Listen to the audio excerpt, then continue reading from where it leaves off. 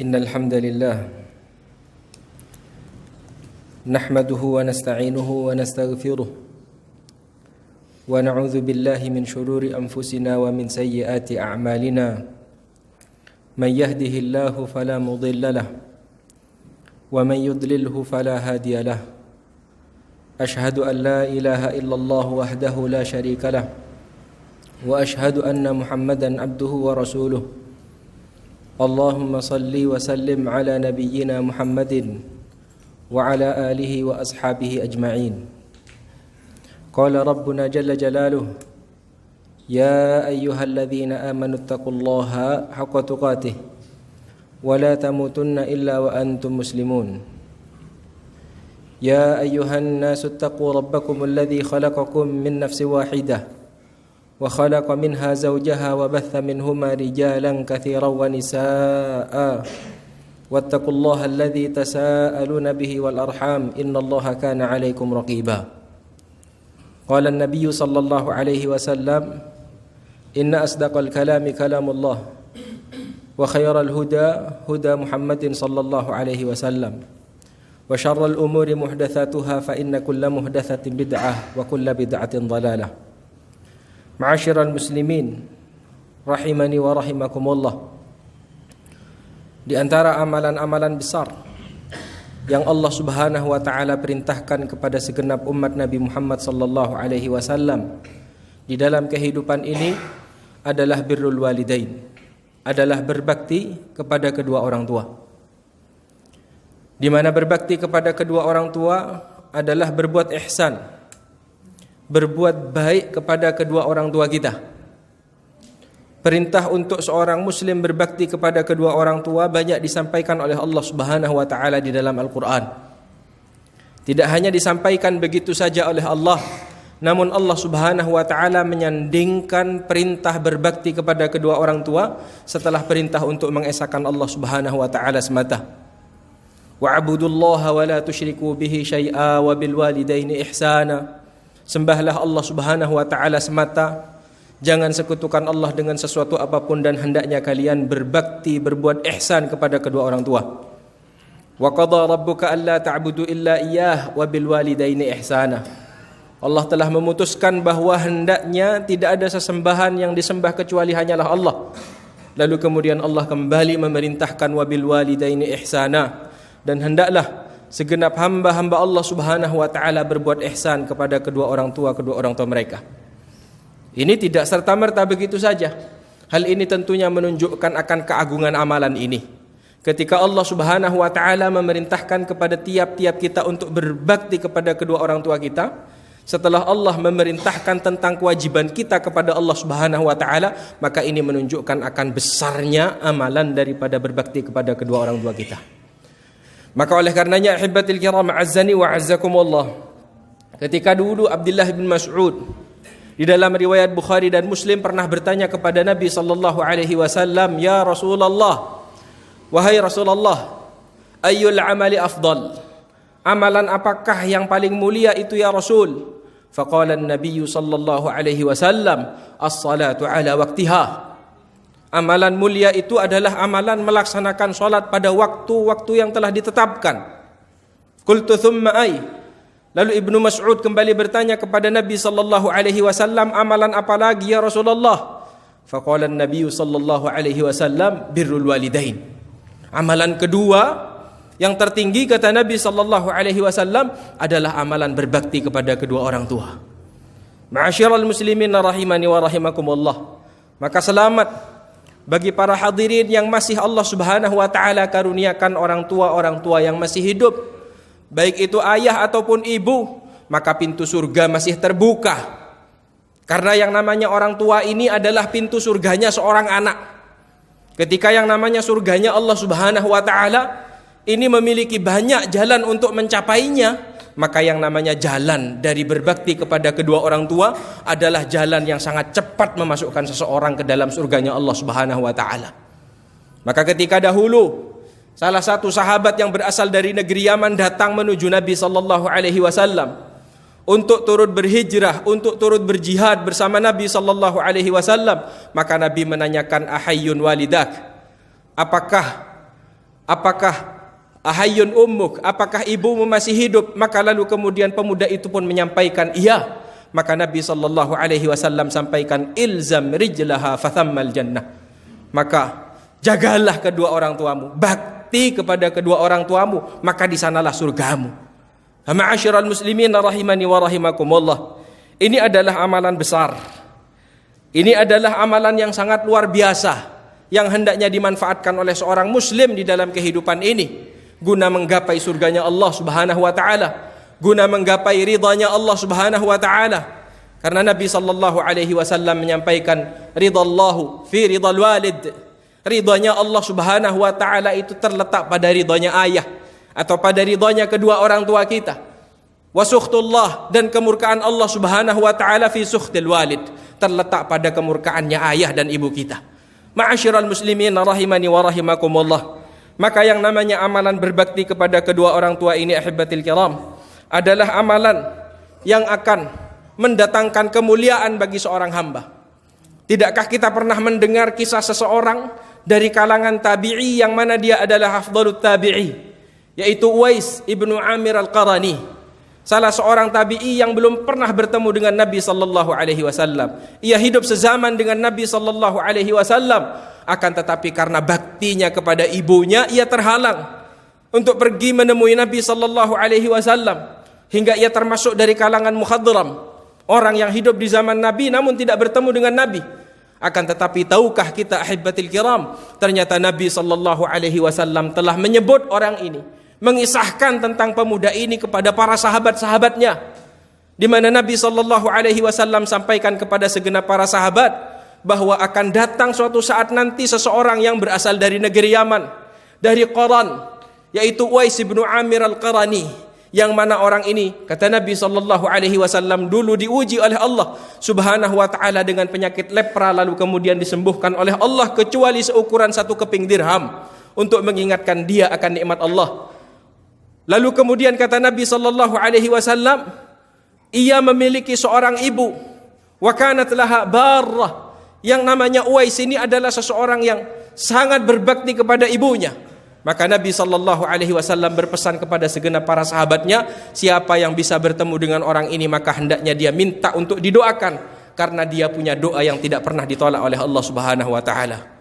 Maka Amirul Mukminin Umar ibn al-Khattab radhiyallahu taala anhu di sepeninggalan Nabi sallallahu alaihi wasallam menanti yang namanya kedatangannya Uwais ibn Amir al-Qarani tahun demi tahun, sampai pada akhirnya Umar ibn al-Khattab di setiap kali datang jamaah haji dari negeri Yaman, Umar selalu bertanya, afikum Uwais ibn Amir al-Qarani, apakah ada di antara kalian yang bernama Uwais ibn Amir? Lalu kemudian tahun demi tahun Umar belum menemuinya, hingga ketika telah berlalu 10 tahun maka Umar menemui yang namanya Uwais ibn Amir al-Qarani.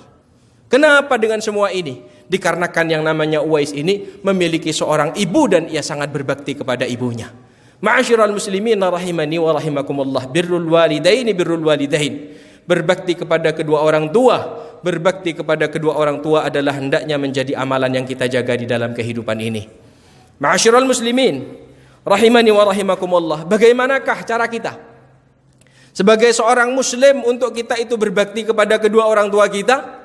Maka Allah Subhanahu wa taala di dalam suratul Isra menyampaikan kepada kita segenap hamba-hambanya untuk bagaimana kita berbakti, di mana Allah Subhanahu wa taala berfirman, wa qada rabbuka alla ta'budu illa iyyah wa bil walidaini ihsana. Allah telah menetapkan untuk hendaknya tidak boleh yang namanya seseorang menyembah kecuali hanya kepada Allah. Lalu kemudian hendaknya kalian wahai hamba-hamba Allah berbakti kepada kedua orang tua kalian, kata Allah. Imma yablughanna indakal kibara ahaduhuma aw kilahuma fala taqul lahumā uff wa la tanharhuma wa qul lahumā qawlan karīmā.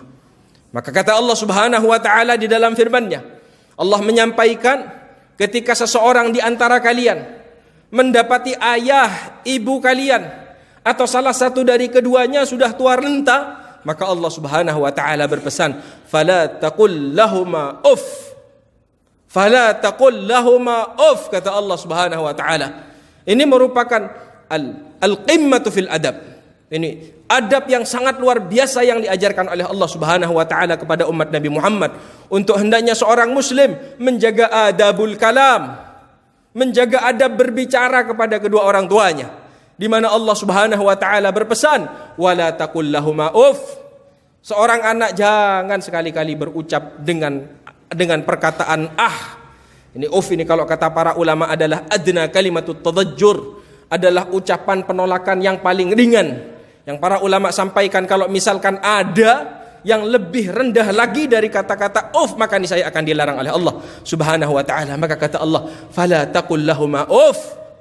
Seorang anak untuk hendaknya menghindari yang namanya kalimatut tadajjur, untuk menghindari kalimat penolakan serendah apapun itu kepada kedua orang tuanya, sebagai bentuk adab dia, penghormatan dia, bakti dia kepada kedua orang tuanya, di mana orang tua adalah sebab kita ada di dalam kehidupan dunia ini. Ma'asyiral muslimin rahimani wa rahimakumullah, wala tanharhuma, ataupun yang lebih tinggi daripada itu, wala tanharhuma, kata Allah, yang namanya seorang anak jangan sampai mengangkat suaranya, terlebih menghardik, terlebih membentak kepada kedua orang tuanya.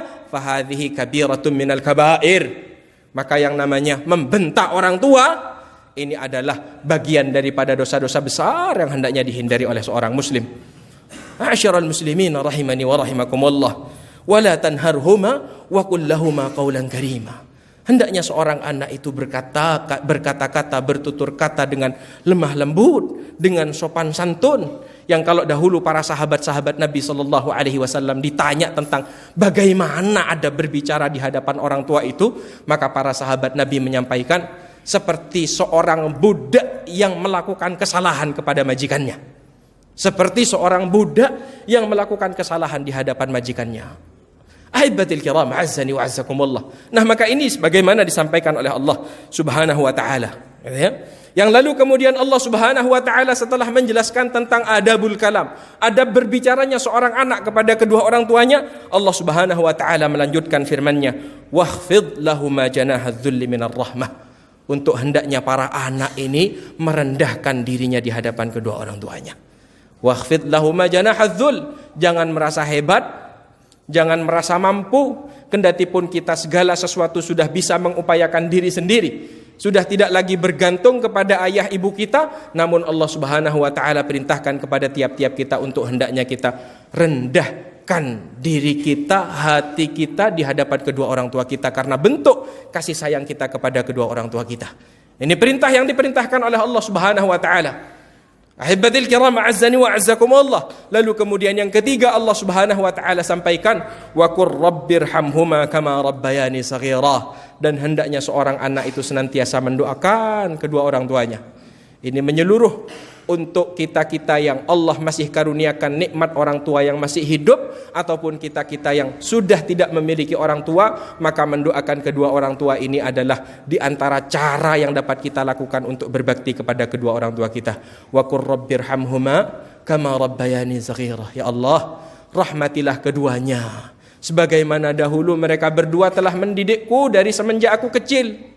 Dari semenjak yang kita tidak tahu apa-apa, bahkan dari semenjak kita berada di dalam kandungan ibu kita, kita terlahir di dalam kehidupan dunia ini, lalu kemudian kita disusui oleh ibu kita, lalu kemudian kita dibesarkan oleh ayah dan ibu kita.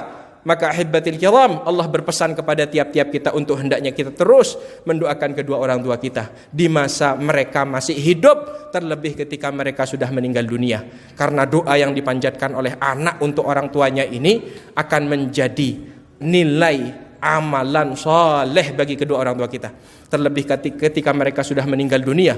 Karena Nabi sallallahu alaihi wasallam menyampaikan, idza mata ibnu adama inqata'a amaluhu illa min thalath. Anak Adam itu, kata Nabi, kalau sudah meninggal dunia maka amalan-amalannya akan terputus kecuali dari 3 hal, di mana salah satu di antaranya, kata Nabi sallallahu alaihi wasallam, awwaladin salihin yad'u lahu, yaitu anak-anak soleh yang senantiasa mendoakan orang tuanya. Makanya kalau di dalam riwayat Ahmad, Rasulullah sallallahu alaihi wasallam menyampaikan tentang keadaan salah satu hamba Allah Subhanahu wa taala yang berada di dalam surganya berpindah dari satu tingkatan ke tingkatan berikutnya. Yang lalu kemudian hamba tadi bertanya kepada Allah, ya Rabb, ya Allah, anna li hadza, bagaimana mungkin hal ini terjadi padaku? Maka lalu kemudian Allah Subhanahu wa taala sampaikan kepada hamba tadi, bistighfari waladika lak. Hal ini dikarenakan permohonan ampunan yang dipanjatkan oleh anak-anakmu untukmu kepadaku. Ma'asyiral muslimin rahimani wa rahimakumullah. Maka ini sebagaimana disampaikan oleh Allah Subhanahu wa taala di dalam suratul Isra pada ayat yang ke-23 dan ayat yang ke-24. Barakallahu li wa lakum fil Qur'anil azim wa nafa'ani wa iyyakum minal ayati wadh-dhikril hakim. Aqulu qawli hadza wa astaghfirullah li wa lakum innahu huwal ghafurur rahim. Alhamdulillah hamdan katsiran tayyiban mubarakan fihi kama yuhibbu rabbuna wa yardah. اللهم صل وسلم على نبينا محمد وعلى آله وأصحابه أجمعين. قال ربنا جل جلاله يا أيها الذين آمنوا اتقوا الله وقولوا قولا سديدا يصلح لكم أعمالكم ويغفر لكم ذنوبكم ومن يطع الله ورسوله فقد فاز فوزا عظيما. معاشر المسلمين rahimani wa rahimakumullah.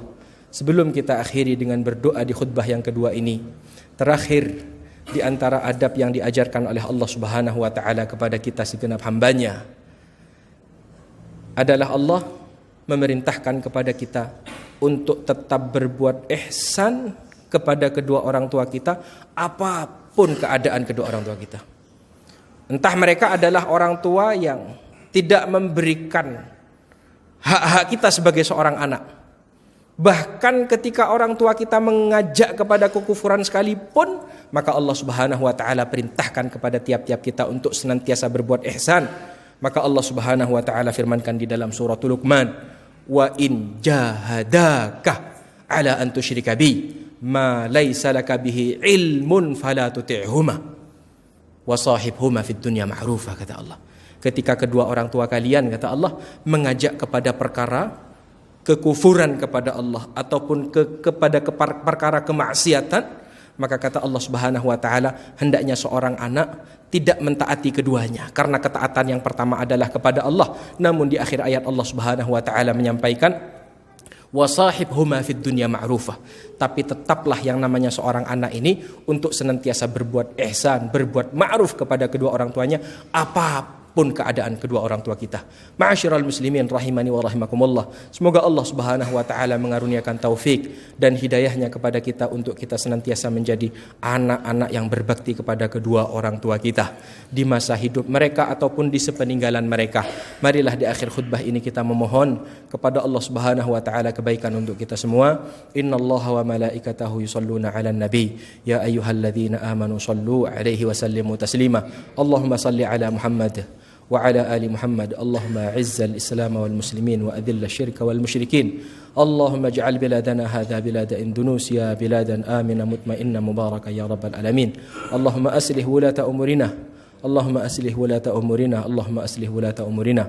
اللهم آت نفوسنا تقواها وزكها أنت خير من زكاها أنت وليها ومولاها. اللهم إنا نسألك الهدى والتقى والعفاف والغنى. اللهم أحسن عاقبتنا في الأمور كلها وأجرنا من خزي الدنيا وعذاب الآخرة. اللهم اغفر لنا ولوالدينا وارحمهم كما ربونا صغارا. ربنا آتنا في الدنيا حسنة وفي الآخرة حسنة وقنا عذاب النار. وصلى الله على نبينا محمد وعلى آله وصحبه وسلم والحمد لله رب العالمين. وقضى ربك ألا تعبدوا إلا